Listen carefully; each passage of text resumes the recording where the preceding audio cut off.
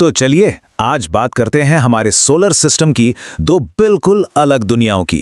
एक है बुध, जहां तापमान का उतार चढ़ाव हद से ज्यादा है, और दूसरा है शुक्र, एक ऐसी दुनिया जिसकी कहानी हमारे अपने ग्रह के लिए एक चेतावनी की तरह है। चलिए इस कहानी को एक बड़े दिलचस्प सवाल से शुरू करते हैं। शुक्र ग्रह को अक्सर पृथ्वी की खोई हुई जुड़वा बहन भी कहा जाता है। तो सोचने वाली बात यह है कि जब दोनों की शुरुआत लगभग एक जैसी हुई तो आज ये दोनों ग्रह इतने अलग कैसे हो गए। तो अपनी कहानी की शुरुआत करते हैं पहले ग्रह यानी बुध से। ग्रहों के वायुमंडल को समझने के लिए बुध एक परफेक्ट केस स्टडी है, क्योंकि उसके पास कोई वायुमंडल है ही नहीं।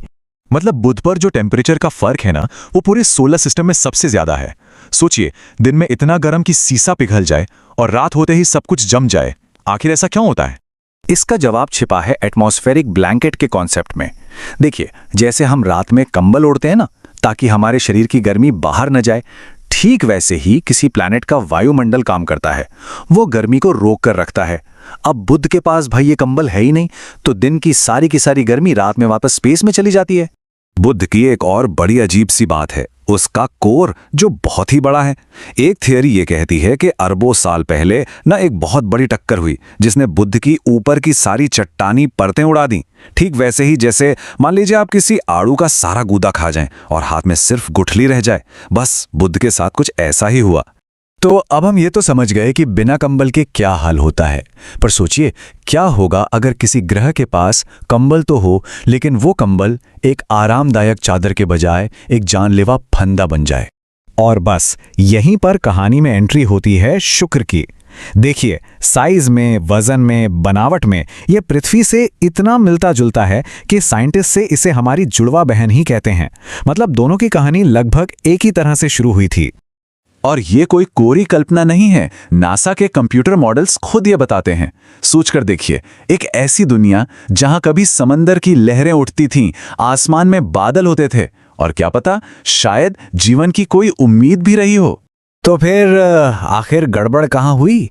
एक जन्नत जैसी दुनिया एक जलते हुए नर्क में कैसे बदल गई?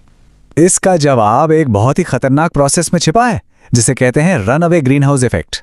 इसे समझने का सबसे आसान तरीका है एक कार का एग्जाम्पल जो कड़ी धूप में खड़ी हो। सूरज की रोशनी अंदर तो आ जाती है, लेकिन कार के शीशे गर्मी को बाहर नहीं निकलने देते। नतीजा, कार अंदर से भट्टी बन जाती है। शुक्र पर भी बिल्कुल यही हुआ। गर्मी बढ़ती गई, जिससे महासागर उबलने लगे, जिससे और वाटर वेपर बना, जिसने और गर्मी को फंसाया। ये एक ऐसा दुष्चक्र था, एक ऐसा विशियस साइकिल था जो तब तक नहीं रुका जब तक कि सारा का सारा पानी भाप नहीं बन गया। लेकिन हमें ये पता कैसे चला कि वहां कभी समंदर थे भी? इसका सबूत छिपा है हाइड्रोजन के दो अलग अलग रूपों में। इसको ऐसे समझिए कि आप कोई सूप उबाल रहे हैं, तो जो पानी है वो हल्का होता है, वो तो भाप बनकर उड़ जाएगा, लेकिन जो भारी मसाले हैं वो बर्तन में ही रह जाएंगे। शुक्र पर भी कुछ ऐसा ही हुआ। तो जब साइंटिस्ट्स ने शुक्र के एटमॉस्फेयर को जांचा तो उन्हें एक हैरान करने वाली चीज मिली। वहां पर नॉर्मल हाइड्रोजन के मुकाबले भारी हाइड्रोजन, जिसे ड्यूटेरियम भी कहते हैं, बहुत ही ज्यादा मात्रा में मिला। और ये एक पक्का सबूत है कि कभी वहां पर बहुत सारा पानी मौजूद था। हल्का वाला हाइड्रोजन तो स्पेस में उड़ गया और ये भारी वाला पीछे एक सबूत की तरह रह गया। तो आज का शुक्र कैसा है? चलिए इस जहरीली दुनिया का एक छोटा सा टूर करते हैं और देखते हैं कि उस रनअवे ग्रीनहाउस इफेक्ट का आखिर नतीजा क्या निकला। सबसे पहले बात करते हैं दबाव की। शुक्र की सतह पर हवा का दबाव इतना ज्यादा है, मतलब इतना ज्यादा कि जैसे आप पृथ्वी पर समंदर में करीब 1 किलोमीटर नीचे चले गए हों। ये किसी भी चीज को सेकंडों में कुचल सकता है। और ये इतना जबरदस्त दबाव आता कहां से है? ये आता है इसके वायुमंडल से, जो लगभग 96% कार्बन डाइऑक्साइड से बना है। जी हां, ये वही गैस है जिसने सारी गर्मी को फंसाकर शुक्र को एक भट्टी बना दिया। दूर से देखने पे शुक्र के वो पीले पीले बादल शायद बहुत खूबसूरत लगते होंगे, लेकिन असल में वो पानी की बूंदों से नहीं बने हैं, वो बने हैं सल्फ्यूरिक एसिड यानी कि तेजाब की बूंदों से। और हाँ, वहां वाकई में तेजाब की बारिश होती है। पर कहानी में ट्विस्ट ये है कि सतह इतनी ज्यादा गर्म है कि ये बारिश जमीन तक कभी पहुंच ही नहीं पाती। जमीन से करीब 30 किलोमीटर ऊपर ही ये भाप बनकर उड़ जाती है। इस अजीबोगरीब घटना को विरगा कहते हैं। और अजीब बातों की लिस्ट यहीं खत्म नहीं होती। सतह का औसत तापमान 460 डिग्री सेल्सियस से भी ज्यादा है। नए सबूत बताते हैं कि वहां ज्वालामुखी आज भी फट रहे हैं। और तो और कुछ ऊंचे पहाड़ों की चोटियों पर पानी की बर्फ नहीं बल्कि लेड और बिस्मथ जैसी धातुओं की मेटालिक स्नो जमती है। सोचिए जरा। तो बुध और शुक्र की ये जो कहानी है ना, ये सिर्फ दूर के ग्रहों की कहानी नहीं है, ये हमारे अपने घर पृथ्वी के लिए भी एक बहुत बड़ा सबक है। और यही सबसे जरूरी बात है।